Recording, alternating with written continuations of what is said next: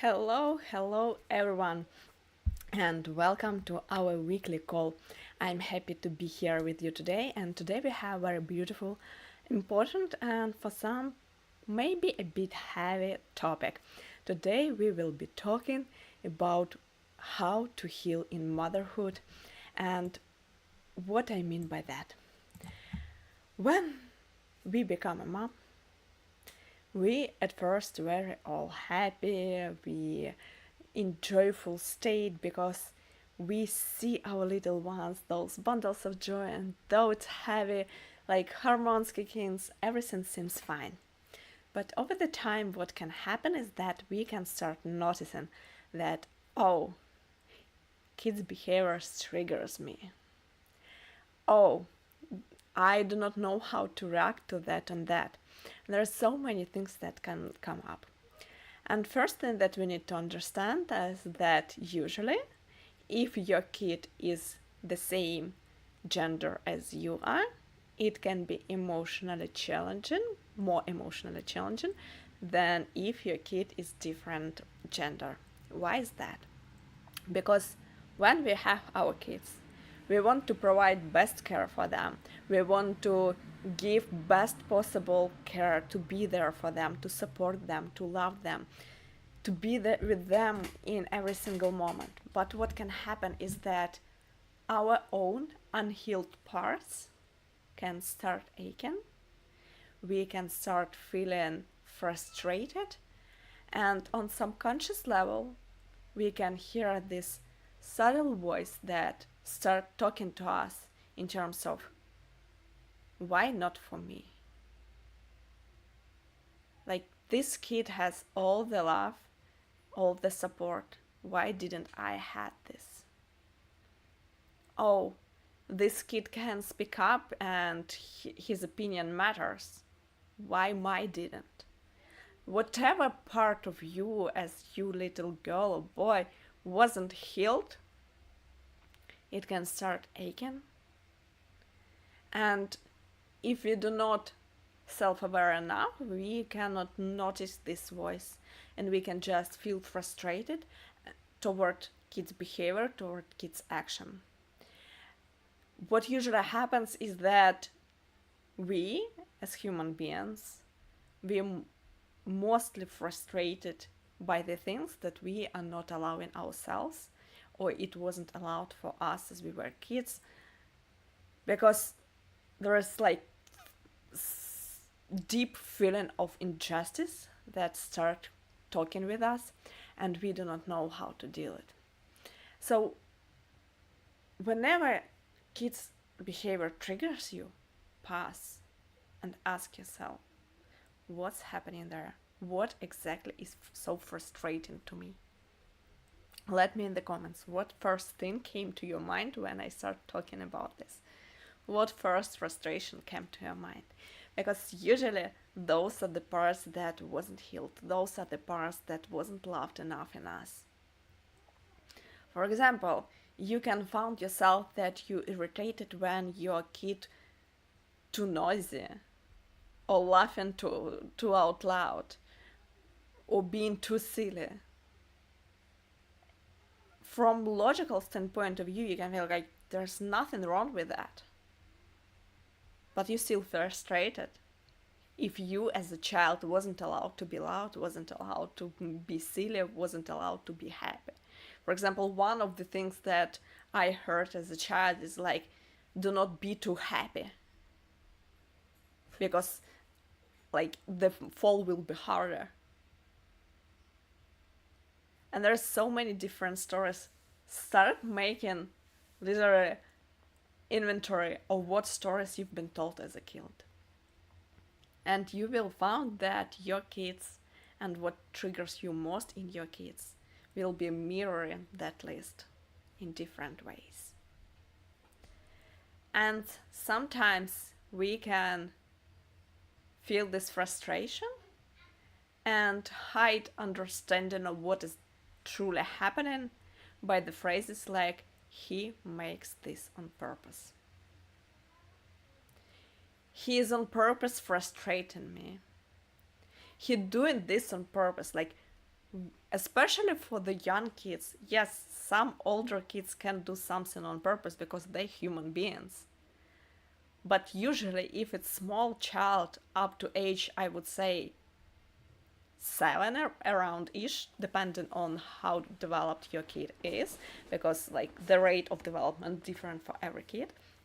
But we, at that age we do not talk about doing something on purpose. They do not do something on purpose. They are driven by their emotions.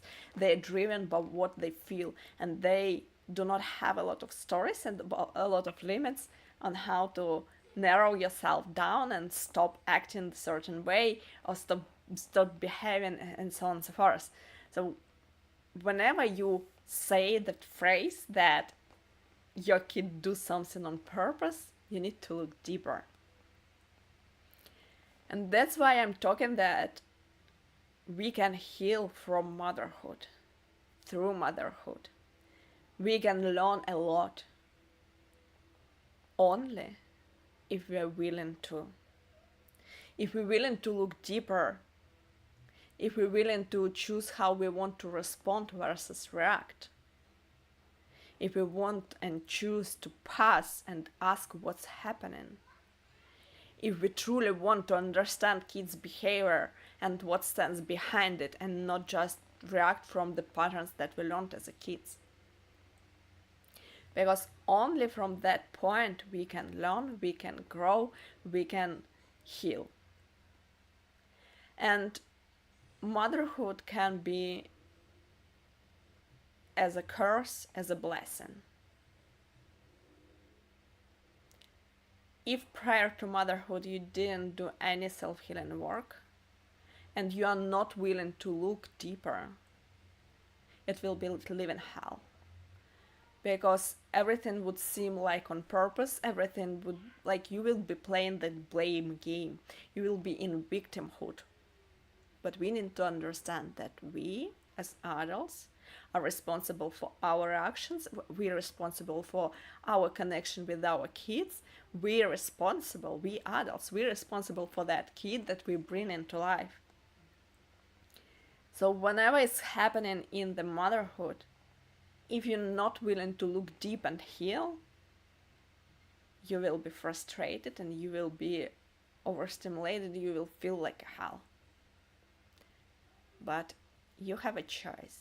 Whenever you're on this journey, whenever you are a mom of a newborn or your kid is already old, you can heal through motherhood. You can learn, you can grow if you're willing to look deeper. By asking those questions, by searching for what stands behind the behavior, for choosing how I want to respond versus react. I know a lot of moms,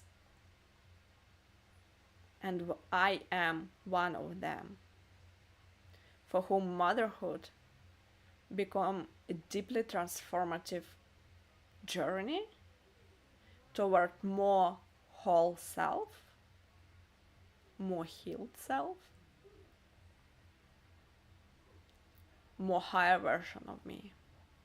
And I do not say that it will be super easy, but also I do not say that it can be super hard, because for every one of us it will be their own, and it all depends on how much effort you put in. So if you found yourself asking what's happening, if you found yourself thinking that kids do something on purpose, pause and take the responsibility back to you. And once you take it, you can start to grow from that point. And one caveat here, a lot of us can feel very lonely on this journey. We can feel like everything happens only with us, that everyone else kids are like perfect behavior and only I have this struggle. But it's not true. And we need to start taking this power back, healing through motherhood, enjoying the journey, and savoring the best fruits from it. Once we start healing, we start noticing also all the good that comes with it. So if it's hard for you, ask for help, reach for support, reach for someone who is on the same journey, because no, you're not alone. You're far from alone. There's so many of us, and we all have similar struggles. They're all different, but all the same at the same time. So do not hesitate to reach out. Do not hesitate to surround yourself in community, because oftentimes the help is much closer than you think.